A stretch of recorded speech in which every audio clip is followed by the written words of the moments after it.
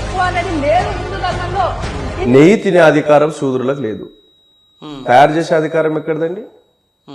పశు సంపదను వైశ్యులు కలిగి ఉండాలి. దేంట్లో గురించి చెప్తున్నారు మీరు?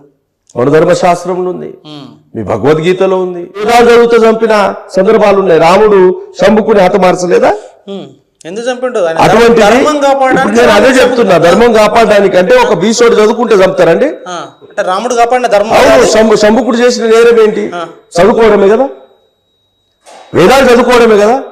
అరే బీసీ వేదాలు చదివినందుకు చంపిండా రాముడు? అవును, మీరు రామాయణాలు రాసుకున్నారు, నేను చెప్పట్లేదుగా. శుభం తెలియని బ్రాహ్మణ పిల్లగాడు మరణించలేదు, నీ రాజ్యంలో మరణించాడు అంటే ఖచ్చితంగా నీ రాజ్యంలో ఏదో పాపకర్మ జరుగుతుంది అని అతన్ని ప్రశ్నించాడు. అవును, నిజంగానే పాపకర్మ జరుగుతుంది. ఒక దగ్గర శూద్రుడు వేదాలను బోధిస్తున్నాడు, వేదాలు నేర్చుకుంటున్నాడు, శూద్రులకు ఆ రైట్ లేదు కాబట్టి రాముడు అతని తలను నరికేయడం జరిగింది.